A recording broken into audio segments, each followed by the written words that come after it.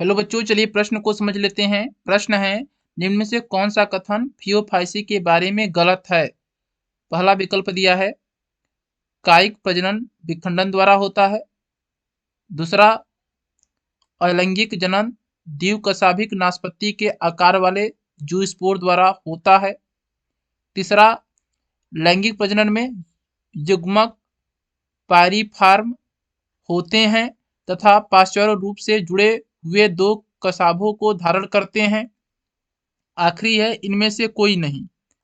चलिए इस प्रश्न की मुख्य अवधारणा को समझ लेते हैं। फियोफाइसी, जिसे भूरा शैवाल भी कहते हैं, फियोफाइसी को भूरा शैवाल के नाम से जानते हैं, भूरा शैवाल के नाम से जानते हैं। फियोफाइसी में जनन 3 विधि के द्वारा होता है। विखंडन, अलैंगिक जनन भी होता है भूरा शैवाल में, और लैंगिक जनन भी होता है भूरा शैवाल में। भूरा शैवाल का जो शरीर की संरचना होती है वो थैलस की तरह होती है। जब शरीर का कोई भी भाग टूट जाता है तो टूटे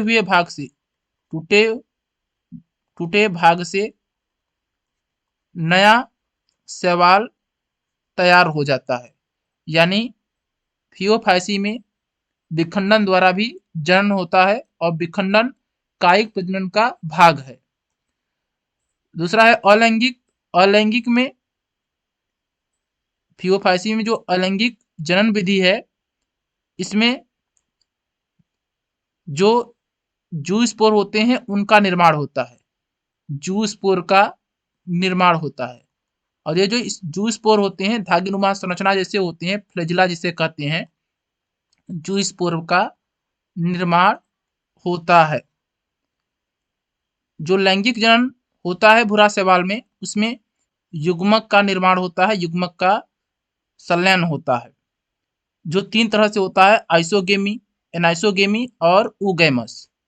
चलिए विकल्प को देख लेते हैं। पहला विकल्प है कायिक प्रजनन विखंडन द्वारा होता है। यह विकल्प सही है, यानी कि इस प्रश्न का सही उत्तर नहीं होगा, क्योंकि प्रश्न पूछा है कि उस कथन की पहचान कीजिए जो कथन गलत है, जो विकल्प गलत है। तो पहला वाला विकल्प सही है, इसलिए यह इस प्रश्न का सही उत्तर नहीं होगा।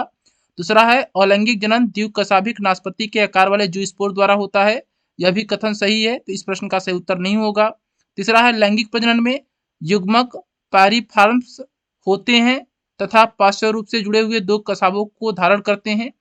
यह जो कथन है गलत है, यही इस प्रश्न का सही उत्तर होगा, क्योंकि लैंगिक प्रजनन में युग्मक का निर्माण होता है और इसमें कसाभिका धारण करने की आवश्यकता नहीं होती है। कसाबों का निर्माण अलैंगिक जनन में होता है। तो ये जो तीसरा कथन है यह गलत है। आखिरी कथन है इनमें से कोई नहीं, यह भी कथन गलत है। इस प्रश्न का सही उत्तर है तीसरा विकल्प। हम आशा करते हैं यह प्रश्न आपको समझ में आया होगा। धन्यवाद।